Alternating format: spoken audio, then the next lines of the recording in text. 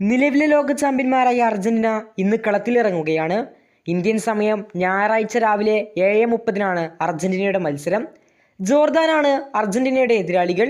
അർജന്റീനയെ സംബന്ധിച്ചിടത്തോളം നിർണായകമല്ലാത്ത പോരാട്ടം കൂടിയാണിത്. ജോർദാനെതിരായുള്ള പോരാട്ടത്തിൽ വലിയ മാറ്റങ്ങൾ തന്നെയായിരിക്കും അർജന്റീന ടീമിൽ ഉണ്ടാവുക.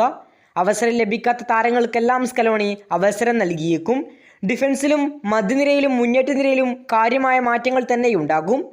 അതേസമയം ദിവസങ്ങൾക്ക് മുമ്പ് വന്ന റിപ്പോർട്ട് പ്രകാരം സൂപ്പർ താരമായ ലിയോ മെസ്സിക്ക് ഈ മത്സരം കളിക്കണമെന്ന ആഗ്രഹമുണ്ടെന്നും അദ്ദേഹം സ്റ്റാർട്ടിംഗ് ലൈനപ്പിൽ തന്നെ ഉണ്ടാകുമെന്നും സ്കലോണി വ്യക്തമാക്കിയിരുന്നു. എന്നാൽ കഴിഞ്ഞ മണിക്കൂറിൽ തന്നെ സ്കലോണി പറഞ്ഞു ലിയോ മെസ്സി ബെഞ്ചിലായിരിക്കും, അദ്ദേഹം സ്റ്റാർട്ട് ചെയ്യില്ല. ഒരു പകരക്കാരനായി രണ്ടാം പകുതിയിൽ കളത്തിലിറങ്ങാനാണ് സാധ്യത എന്ന് സ്കലോണി വ്യക്തമാക്കുകയായിരുന്നു.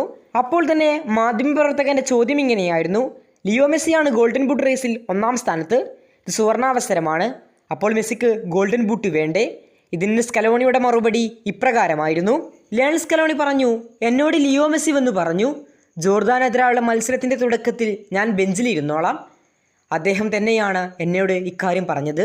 യുവതാരങ്ങൾക്ക് ചാൻസ് കിട്ടുമല്ലോ. ഇതാണ് ലിയോ. ഫുട്ബോൾ ലോകത്തെ കൈയടപ്പിക്കുന്ന വാക്കുകളാണ് മെസ്സിയിൽ നിന്നുണ്ടാകുന്നത്. 2 മത്സരങ്ങളിൽ 5 ഗോളടിച്ച മെസ്സിക്ക് ജോർദാനെതിരായുള്ള മത്സരം ഗോളടിക്കാനുള്ള സുവർണാവസരമായിരുന്നു. പക്ഷേ അദ്ദേഹത്തിൻ്റെ ടീമിനാണ് പ്രാധാന്യം നൽകുന്നത്. താൻ ബെഞ്ചിലിരുന്നോളാം, കളിക്കാത്ത താരങ്ങൾക്ക് അവസരം നൽകണമെന്ന് ലിയോ മെസ്സി കൂടി ആഗ്രഹിച്ചിരുന്നു. അതിൻ്റെ പുറത്താണ് ലിയോ മെസ്സി നാളെ സ്റ്റാർട്ടിംഗ് ലൈനപ്പിൽ സ്ഥാനം പിടിക്കാത്തത്. ഇങ്ങനെയായിരുന്നു സ്കലോണിയുടെ മറുപടി. അയാൾ അങ്ങനെയാണ്, കളത്തിനകത്തും പുറത്തും നമ്മളെ പ്രചോദിപ്പിച്ചുകൊണ്ടേയിരിക്കുകയാണ്. ഫുട്ബോൾ ലോകം കണ്ട എക്കാലത്തെയും മികച്ച താരത്തിൻ്റെ അഴിഞ്ഞാട്ടമാണ് ഈ വേൾഡ് കപ്പിലെ ആദ്യ 2 മത്സരങ്ങളിൽ നമ്മൾ കണ്ടത്. അയാൾ അവസാനിച്ചിട്ടില്ല.